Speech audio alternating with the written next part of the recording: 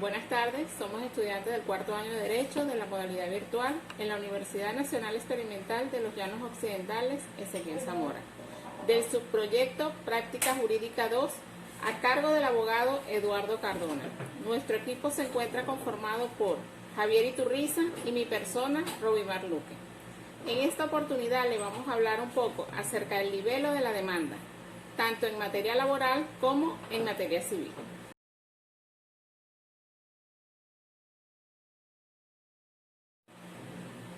Comenzaré hablándoles un poco acerca del libelo de la demanda en materia laboral.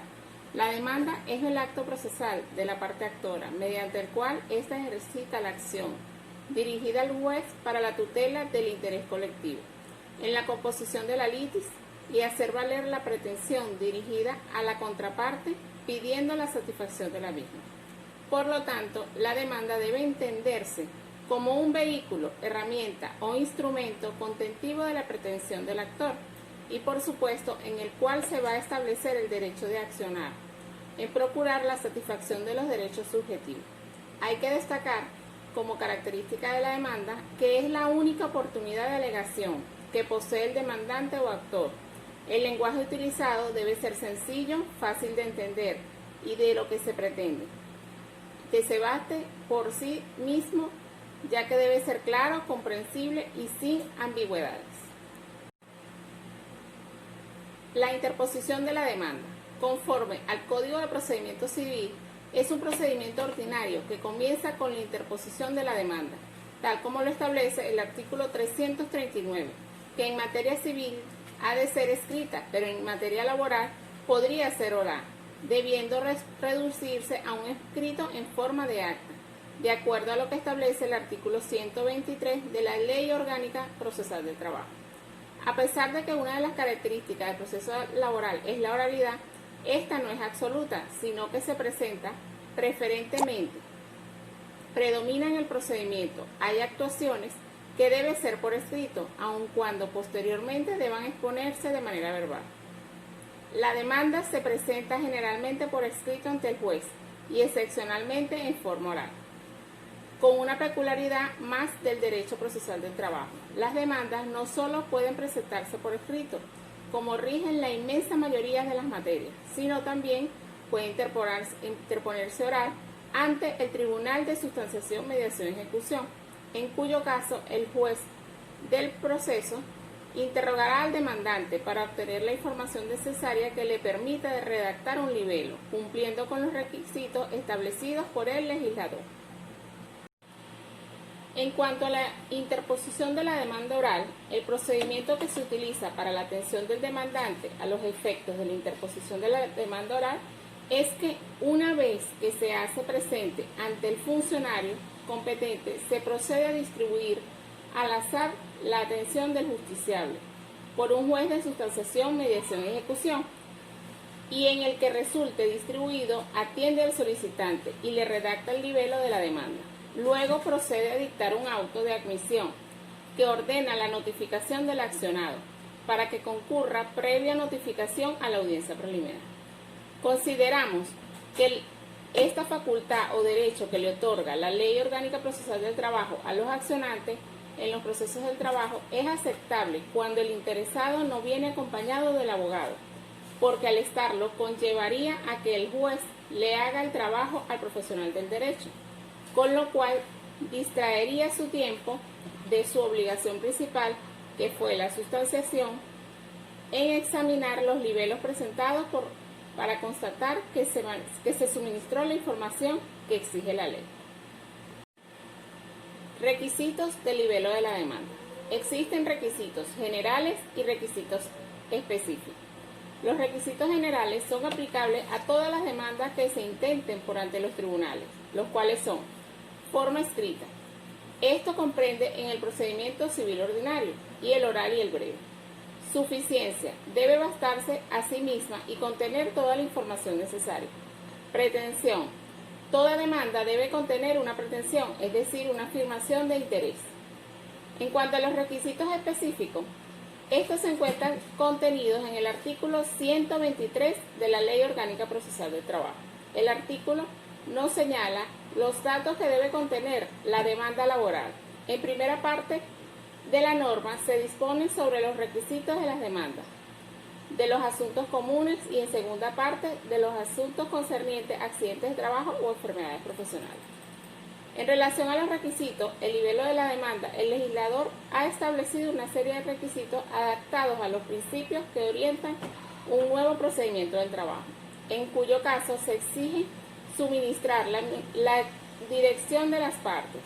Si se trata de un litisconsorcio activo o pasivo, debe suministrarse las direcciones de cada uno de los intervinientes, a los fines de las notificaciones a que haya lugar, sin incluir el requerimiento de los datos del registro mercantil cuando se trata de una persona jurídica, bastando en este caso con suministrar el domicilio y la identificación del representante legal.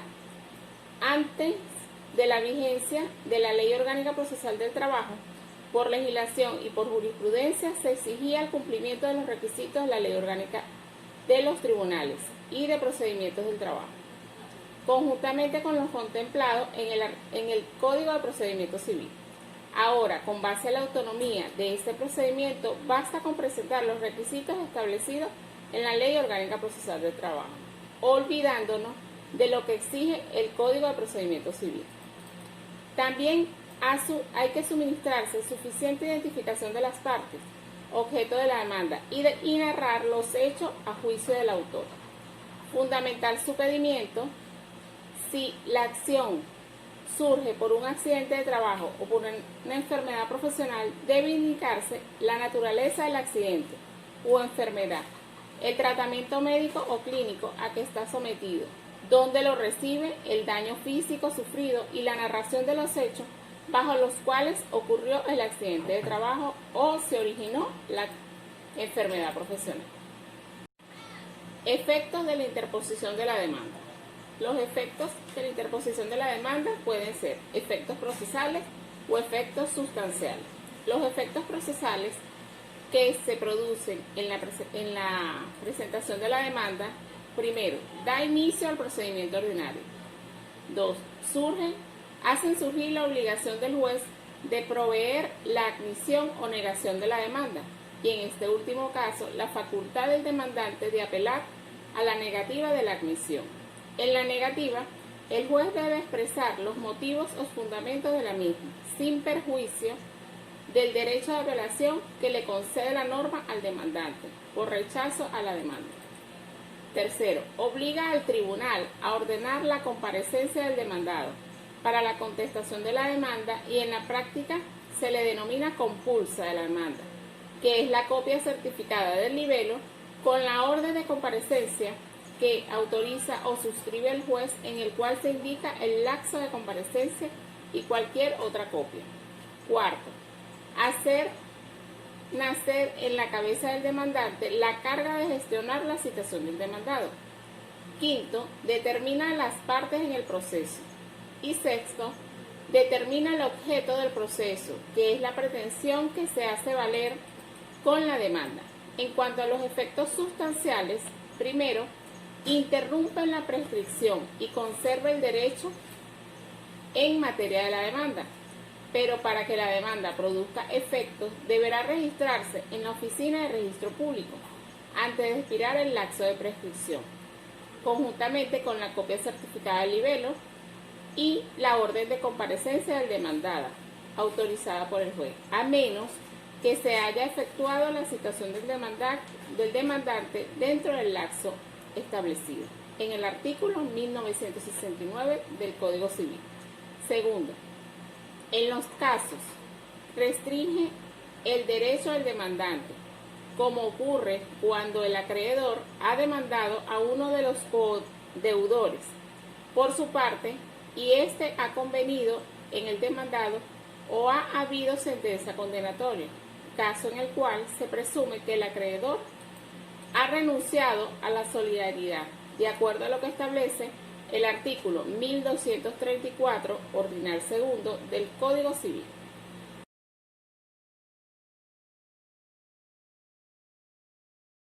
Libelo de la demanda en el procedimiento civil. La demanda es el acto iniciador del proceso ordinario según lo determina el artículo 332 del Código de Procedimiento Civil. De acuerdo con la norma legal citada, debe entenderse que ningún acto que no sea la demanda debe ser considerado como principio del procedimiento, por más que puedan efectuarse actos anteriores en preparación de la demanda. La demanda es el paso primigenio del proceso, común a todas las formas de este, contenido en un libelo, que no es otra cosa que el escrito mediante el cual se propone la demanda. El libelo de la demanda debe ser presentado en forma escrita de acuerdo con lo establecido en el artículo 340 del Código de Procedimiento Civil. Oportunidad y modo de presentación de la demanda. El libelo contentivo de la demanda deberá ser presentado en forma escrita, de conformidad a lo preceptuado en el artículo 339 del Código de Procedimiento Civil. El procedimiento ordinario comenzará por demanda, que se propondrá por escrito en cualquier día y hora ante el secretario del tribunal o ante el juez. Las disposiciones de los artículos 342, 344 y 345 establecen que el secretario debe compulsar tantas copias cuantos demandados aparezcan en él, certificando su exactitud, y enseguida se extenderá orden de comparecencia para la litis contestación, orden que autorizará el juez. Requisitos de forma de la demanda. Los requisitos de forma de la demanda están preceptuados en el artículo 340 del Código de Procedimiento Civil. El libelo de la demanda deberá expresar la indicación del tribunal ante el cual se propone la demanda, el nombre, apellido y domicilio del demandante y del demandado y el carácter que tiene. Si el demandante o el demandado fuera una persona jurídica, la demandada deberá contener la denominación o razón social y los datos relativos a su creación o registro. Entre otros de los requisitos es que el objeto de la pretensión, el cual deberá determinarse con precisión, indicando su situación y linderos, si fuera inmueble, las marcas, colores o distintivos, si fuere semoviente, los signos, señales y particularidades que puedan determinar su identidad, si fuere mueble, los datos, títulos y explicaciones necesarios si se tratara de derechos u objetos incorporales, la relación de los hechos y los fundamentos de derecho en que se base la pretensión con las pertinentes conclusiones, y los instrumentos en que se fundamente la pretensión, esto es, aquellos de los cuales se deriven inmediatamente el derecho deducido, los cuales deberán producirse en el libelo. Admisión de la demanda. La presentación de la demanda es un acto de voluntad de parte, que por ese mero hecho va a tomar en la relación procesal la posición de actora. El auto de admisión está previsto en el artículo 341 del Código de Procedimiento Civil. El auto de admisión cumple una función muy importante, porque a través del mismo el juez ordena el procedimiento. La admisión implica que el juez dicte un auto que así lo ordene, señalando que la admite cuando ha lugar en derecho.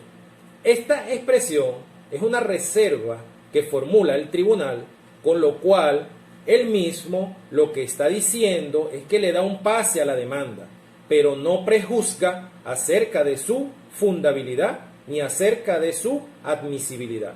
Todo queda a reserva de los alegatos y pruebas que las partes lleven al proceso, y en base a lo cual el juez dictará sentencia definitiva. El auto de admisión es una providencia ordenada por el juez mediante el cual acepta o rechaza la demanda de conformidad con el artículo 341 del Código de Procedimiento Civil. Supuestos de inadmisibilidad. La demanda será considerada inadmisible en los siguientes supuestos de conformidad con el artículo 341 del Código de Procedimiento Civil. 1. Que sea contraria al orden público. 2, que sea contraria a las buenas costumbres. Y 3, por ser contraria a disposición expresa en la ley. Reforma de la demanda. Para establecer la noción de reforma de la demanda y entender en qué consiste realmente este derecho, es necesario distinguir entre cambio de la demanda, transformación de la demanda y reformación de la demanda. El cambio de demanda. Sustituir una demanda por otra, lo cual acorde a nuestro Código de Procedimiento Civil, supone dos actos. Primero, retiro de la demanda que ya está cursando en el juicio. 2. Presentación de una nueva demanda que sustituya a la ya retirada. Este cambio es una consecuencia que se le reconoce al actor de pedir su libelo de demanda sin el consentimiento del demandado antes del acto de la contestación. Transformación de la demanda. Alude desde el punto de vista procesal a una prohibición en el sentido de que una vez contestada la demanda por el demandado, no pueden ni el actor ni el demandado alterar los términos y límites del litigio establecidos ya por la demanda, por un lado, y la contestación por el otro. Y por último, reforma de la demanda. Es un hecho que consiste en una modificación de los elementos concretos del libelo de la demanda. De hecho, el demandante puede incurrir en errores y omisiones en el libelo de la demanda, aún en errores de apreciación, y la ley le da el derecho para que se rectifique.